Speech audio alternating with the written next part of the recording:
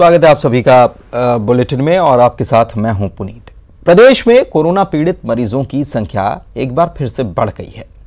कल 2 नए मरीजों के कोरोना टेस्ट पॉजिटिव आए हैं, जिनका इलाज रायपुर एम्स में किया जाएगा। ये 2 मरीज सूरजपुर के शिविर में क्वारंटीन किए गए थे। एक मरीज की पहले ही पुष्टि हो चुकी थी, जबकि संदिग्ध की रिपोर्ट की दोबारा जांच होगी। गौरतलब है कि सूरजपुर में रैपिड टेस्ट के दौरान 9 लोगों की कोरोना की पुष्टि हुई थी, जिसके बाद इन सभी की रिपोर्ट दोबारा जांच के लिए रायपुर एम्स लाई गई। इस बात की जानकारी रायपुर एम्स ने ट्वीट करके दी। इसके अलावा जशपुर के भी एक संदिग्ध मरीज की जांच रिपोर्ट की जब फिर से दोबारा टेस्टिंग की गई तो वो नेगेटिव आई है। रायपुर एम्स से कोरोना के 2 मरीज डिस्चार्ज भी कल कर दिए गए। इसके साथ प्रदेश में कोरोना के एक्टिव मरीजों की संख्या 4 हो चुकी है, जबकि प्रदेश में अभी तक कुल 40 मरीजों की पुष्टि हुई है कोरोना पीड़ित। इनमें से 36 मरीज स्वस्थ होकर घर जा चुके हैं।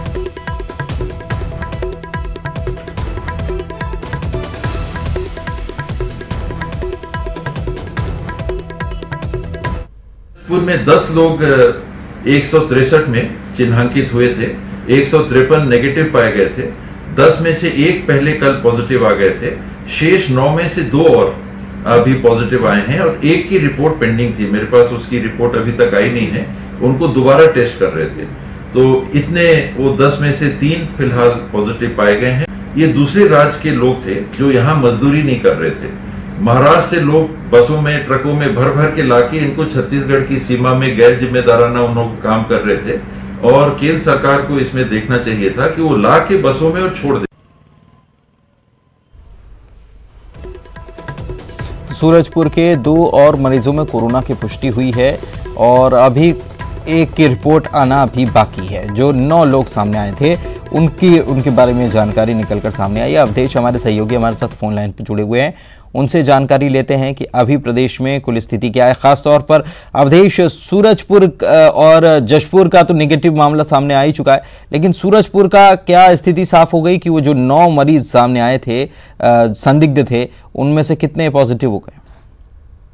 9 संदिग्ध जो बाद में आए थे उनमें से 2 को कोरोना पॉजिटिव की पुष्टि हुई है रैपिड टेस्ट में। हालांकि वो सारे 9 के 9 पॉजिटिव थे, लेकिन यहाँ पे जब RT-PCR जो मैनुअल पद्धति है उससे जांच के बाद ये रिपोर्ट सामने आया कि 9 में से 2 जो है उसे कोरोना इन्फेक्शन है, बाकी 7 जो है वो नेगेटिव है। 1 की हालांकि फिर से जांच की गई है, उसकी रिपोर्ट आनी शेष है। तो कुल मिला के कहा जा सकता है कि छत्तीसगढ़ की मौजूदा स्थिति में सूरजपुर जिले में 3 मरीज एक्टिव बचे हुए और रायपुर में एम्स की जो नर्सिंग स्टाफ थी वो 1 है। कुल मिला के 4 पीड़ित अभी भी छत्तीसगढ़ में है। मतलब ये कहा जा सकता है कि 40 में से 36 पूरी तरह से ठीक होके जा चुके हैं। मतलब ये कि फिर से एक बार छत्तीसगढ़ ने कोरोना के रिकवर रेट में 90% का जो लक्ष्य था या जो टारगेट था 90% छत्तीसगढ़ ने हासिल कर लिया है। 4 महज बचे हुए, 10% बचे हुए। एम्स ने कल ट्वीट करके कहा है कि जो 4 मरीज है उनकी भी स्थिति बेहतर है, स्थिर है और उम्मीद है कि जल्द उन्हें भी डिस्चार्ज कर दिया जाएगा। लेकिन अवधेश, यहाँ ये एक सवाल ये भी उठता है कि रैपिड टेस्ट किट जो है उसका अगर हम आकलन देखें या उसकी जांच की प्रक्रिया जो हो रही है, जिसको अपनाया जा रहा है, उसके रिजल्ट्स उतने संतोषजनक नहीं कहे जा सकते। बिल्कुल, देखिए ICMR हो या केंद्र सरकार हो, रैपिड टेस्ट किट का जो सक्सेस रेट है 50 से 60% मान के चल रही है।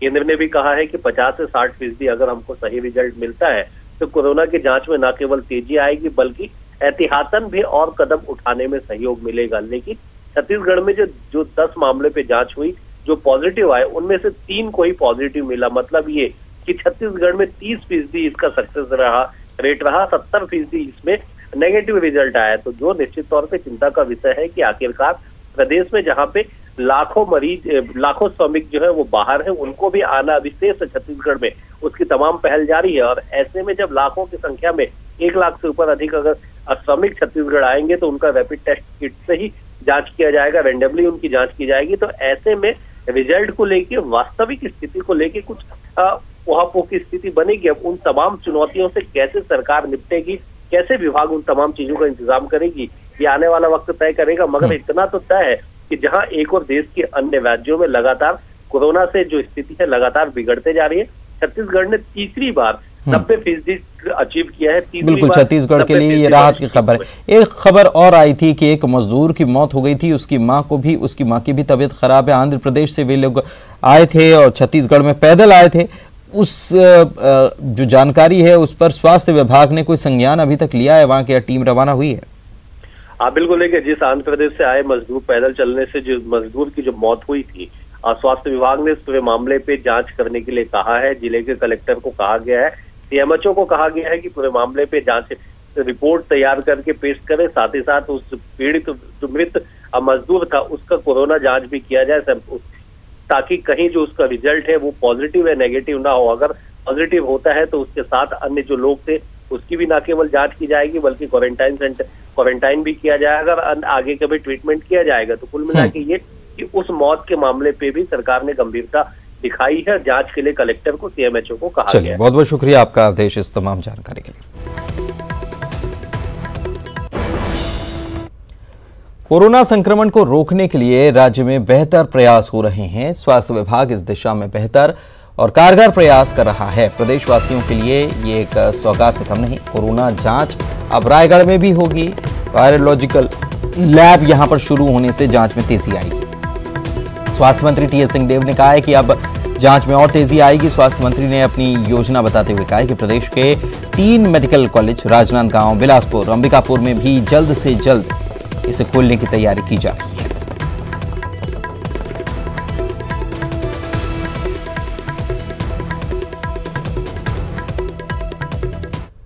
की बात है कि जिसके लिए स्वास्थ्य विभाग अथक प्रयास कर रहा था। हमारे अधिकारी, हमारे डीएमई, जिनको समय भी दिया शासन ने, कुछ और सेवा का मौका दिया रिटायरमेंट के बाद, तो आज उन्होंने छत्तीसगढ़ को एक इकाई समर्पित की है। एम्स के हम आभारी हैं कि उन्होंने सहमति दी। अब रायगढ़ में भी वायरोलॉजी का लैब चालू हो जाएगा। कुल संख्या में तो बढ़ोतरी होगी। अगर 100 टेस्ट वो कर पाएंगे तो 100 का एक साथ ग्रुप टेस्टिंग में 3 से 5 तक कर सकते हैं, तो 100 यानी 300 से 500 प्रतिदिन कर सकते हैं। अगर 200 तक की क्षमता बन जाएगी। मैंने प्रयास किया है कि ऑटोमेटेड आरएनए डीएनए एक्सट्रैक्टर भी लगाया जा सके, तो मैनुअल की जगह अगर हम ऑटोमेटेड प्रोसीजर से काम करेंगे तो उसमें टेस्ट की संख्या बढ़ जाएगी। तो दिन में कम से कम 4 चक्र हम कर पाएंगे, तो हमारी कैपेसिटी सीधे आज की तुलना में दुगनी हो जाएगी। हमें उस क्रिया में भी लगे हुए हैं कि 3 लैब और हम चालू करा लें, राजनांदगांव में, बिलासपुर में और अंबिकापुर में। ये तीनों मेडिकल कॉलेज में आने वाले दिनों में प्रक्रिया चालू हो गई है। हम चाहेंगे कि जल्दी से जल्दी, कुछ समय तो लगेगा, नया काम है, लेकिन जल्दी से जल्दी यहाँ भी लैब चालू हो जाए। और मुंगेली से आपको खबर बता दें कि आज 4 बजे से जिले में टोटल लॉकडाउन किया गया है। 3 मई तक टोटल लॉकडाउन के आदेश दिए गए हैं। प्रशासन ने इसके लिए बाकायदा मुनादी कराई है। सिर्फ मेडिकल स्टोर और पेट्रोल पंप ही खुले रहे, सभी दुकानें इसके अलावा बंद रही। बड़ी खबर आपको बता रहे हैं, एहतियात के तौर पर कई सारे कदम उठाए जा रहे हैं और टोटल लॉकडाउन भी कई सारी जगहों पर किया जा रहा है। मुंगेली से भी यह खबर है। प्रशांत हमारे सहयोगी हमारे साथ फोन लाइन पर जुड़े हुए हैं, उनसे जानते हैं कि प्रशांत, आज 4 बजे से जिले में टोटल लॉकडाउन किया जाएगा, 3 मई तक ये रहेगा। क्या तैयारियां इसके लिए कर ली गई हैं?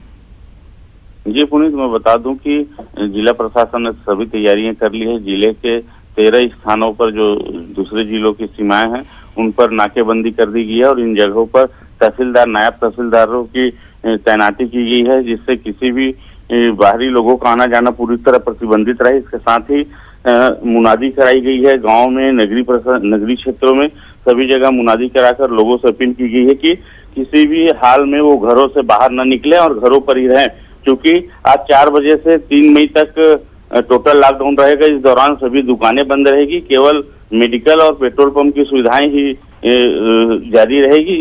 इसको लेकर जिला प्रशासन ने, कलेक्टर डॉक्टर सर्वेश्वर नरेंद्र बुर्रे ने आदेश जारी किया है और आज 4 बजे से 3 दिनों के लिए टोटल लॉकडाउन रहेगा। जी, शुक्रिया आपका इस जानकारी के लिए।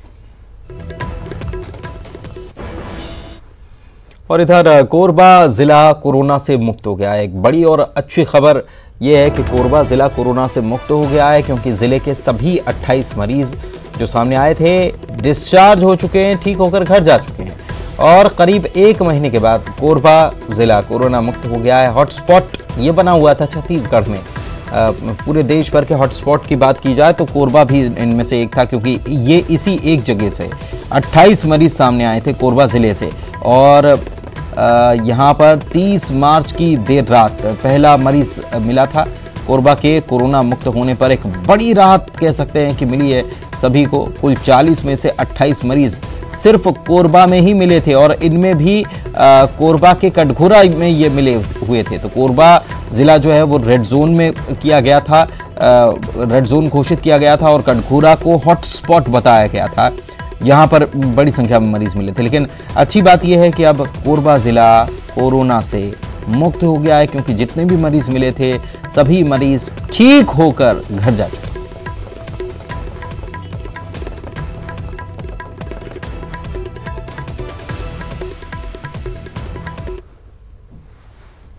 वहीं प्रदेश में लॉकडाउन की वजह से आर्थिक गतिविधियों को भी भारी नुकसान हो रहा है। सीएम की अगुवाई में हुई इस बैठक में आर्थिक चुनौतियों पर मंथन किया गया।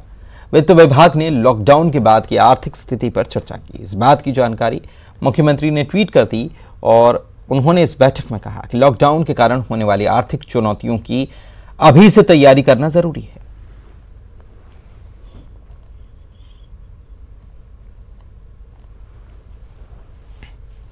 लॉकडाउन की वजह से प्रदेश के कई लोग दूसरे राज्यों में फंसे हुए हैं और प्रदेश के नेशनल खिलाड़ी भी लॉकडाउन की वजह से अपने राज्य नहीं आ पा रहे। रायपुर के 2 हॉकी और 2 वॉलीबॉल खिलाड़ी चेन्नई और मदुरई में फंसे हुए हैं। राज्य सरकार से सोशल मीडिया के जरिए इन्हें लाने की अपील इन लोगों ने की है। राज्य सरकार विशेषकर मुख्यमंत्री की पहल के बाद कोटा में फंसे छात्र छात्राओं को लाया गया था। इसके बाद खिलाड़ी भी सरकार से मदद की गुहार लगा रहे हैं।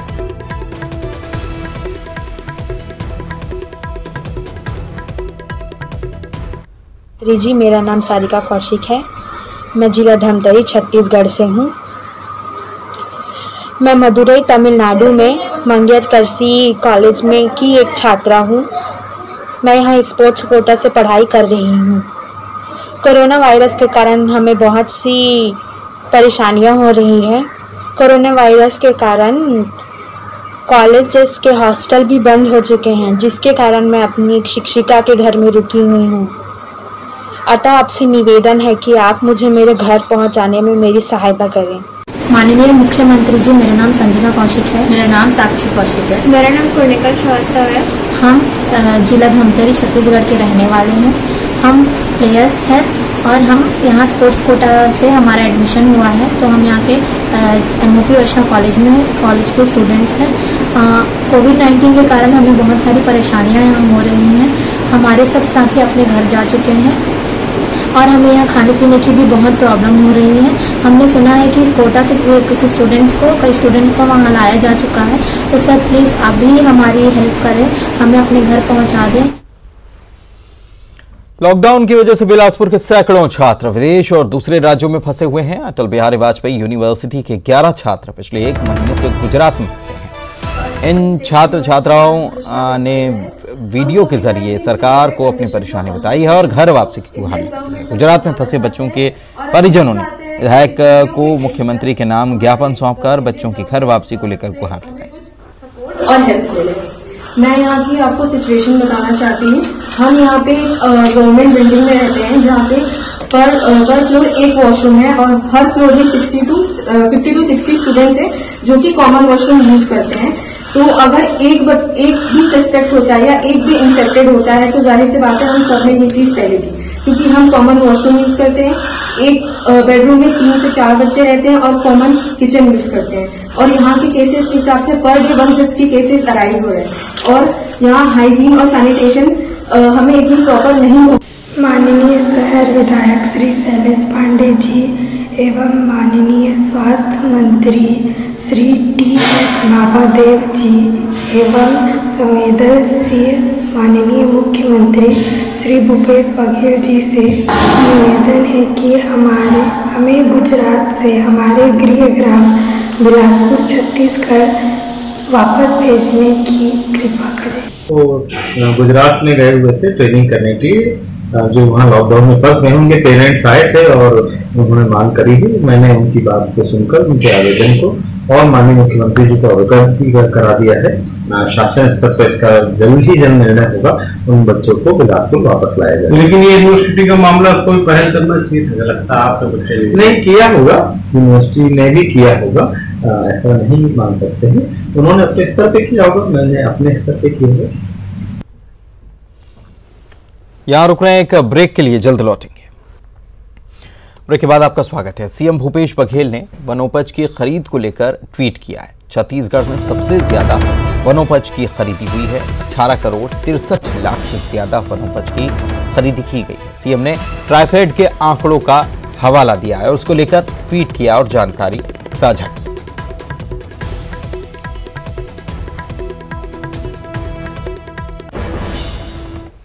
कोरोना काल में जगदलपुर की राधिका साहू ने ऐसी मिसाल पेश की जिसकी मिसाल शायद ही कहीं देखने को मिले। राधिका साहू के पति उपेंद्र साहू सशस्त्र बल में पदस्थ थे। कुछ महीनों पहले बोदली इलाके में रोड निर्माण के दौरान नक्सलियों से मुठभेड़ में भी शहीद हो गए। लेकिन ऐसे समय में जब पूरी दुनिया कोरोना नाम की मुसीबत से जूझ रही है, राधिका साहू अपने दुख को भूलकर दूसरों की मदद के लिए आगे आई हैं और पति के अंतिम संस्कार के वक्त मिली मदद की राशि में से बचे पैसे में से 10,000 रुपए उन्होंने मुख्यमंत्री सहायता कोष में दान किए। राधिका साहू कहती हैं कि पति भी हमेशा गरीबों की मदद करते थे और इसीलिए उन्होंने भी दूसरों की मदद का फैसला किया है। राधिका साहू खुद पथरागुड़ा इलाके में एक छोटे से किराए के घर में अपने बच्चों के साथ रहती हैं, लेकिन इनका कहना है कि इस वक्त खुद के बारे में सोचने से ज्यादा गरीबों की मदद जरूरी है। और सीएम भूपेश बघेल ने एक ट्वीट कर राधिका साहू की तारीफ की है। सीएम ने लिखा है कि इस योगदान से निशब्द हूं। राधिका साहू का ये योगदान सही मायनों में मिसाल है। लेटे थे और सोच रहे थे अपने पति के बारे में, तो अचानक हमारे दिल में ख्याल आया कि हमें ये करना चाहिए, क्योंकि हमारे पति भी करते थे, गरीबों के बारे में ना सोचते थे और बिल्कुल किसी को भूखे प्यासे तो देख भी नहीं सकते थे और विधवाओं की भी मदद करते थे हमेशा। और हमेशा बोलते थे कि धन संपत्ति जमा करने से ये कुछ काम आने वाला तो नहीं है, दूसरे की मदद करेंगे तो हमें ऊपर में जाने से इनाम भी मिलेगा, ऐसा करके हमें बताते थे। और जो हम आपसे बोलते हैं वो हमें हमारे बच्चों को भी सिखाना, आप भी ऐसा करना बोल के।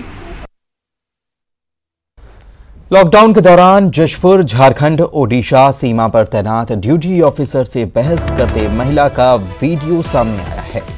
इसमें महिला अपने पहुंच की धौंस दिखाते हुए मेडिकल टीम से बदसलूकी कर रही है। बताया जा रहा है कि तपकरा थाने के सिंगी बहार चेक पोस्ट पर सुमन चौहान नाम की महिला अपने पति के साथ बाइक से पहुंची थी। महिला ने मास्क नहीं लगा रखा था। इसके बाद डॉक्टर ने उसे मास्क लगाने के लिए कहा। कुछ देर के बाद महिला अपने पति के साथ फिर आई, मेडिकल टीम से बदसलूकी करने लगी। पुलिस ने डॉक्टर की शिकायत पर महिला के खिलाफ मामला दर्ज कर लिया है।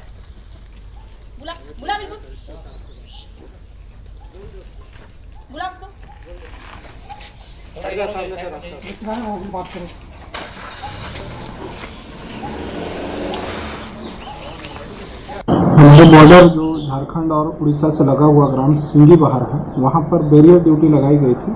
प्रशासन और चिकित्सकों के दल और पुलिस के साथ संयुक्त टीम थी, जिसमें जो प्रभारी अधिकारी थे वो डॉक्टर सुरेशा भगत आयुर्वेदिक चिकित्सक हर्षा बहार की थी, जिनके साथ एक पत्रकार, स्वयं को पत्रकार बताने वाली, बिना आईडी के और बिना अनुमति के आवागमन बारंबार करने पर उन्हें रोका गया। रोकने पर वो स्वयं को प्रेस वाली बताकर विवाद करने लगे, जिसकी लिखित रिपोर्ट पर थाना तपकरा में अपराध पंजीबद्ध किया गया है, धारा 294, 506, 186 के तहत। सरगुजा में साइंस ग्रुप के युवाओं ने 1000 मास्क पुलिस को उपलब्ध कराए हैं। ये मास्क चेक पोस्ट और पेट्रोलिंग के साथ चौक चौराहों पर तैनात पुलिस के जवानों के लिए दिए गए हैं। बिना मास्क घर से निकलने वाले लोगों को भी पुलिस ये मास्क बांटेगी।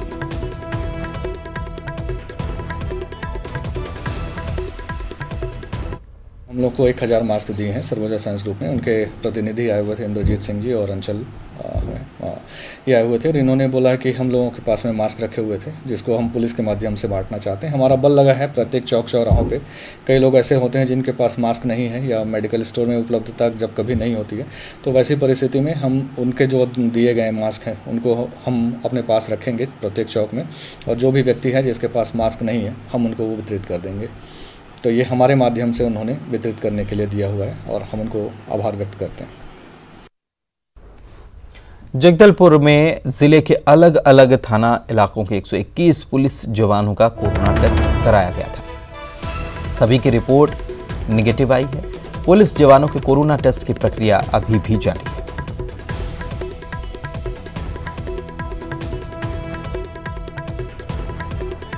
टेस्ट लगातार किया जा रहा है और जगदलपुर में वैसे भी डीजीपी इस बात के निर्देश दे चुके हैं कि जो पुलिसकर्मी तैनात हैं, खासतौर पर चेक पोस्ट पर तैनात हैं, उनका टेस्ट किया जाएगा।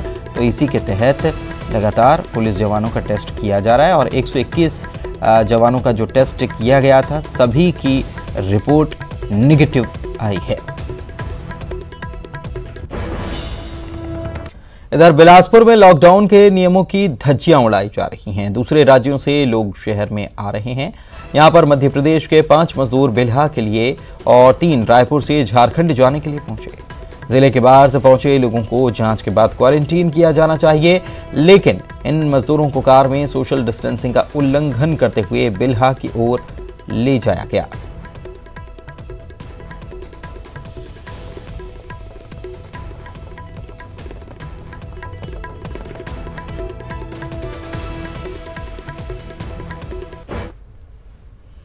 बुलेटिन में फिलहाल इतना ही। नमस्कार।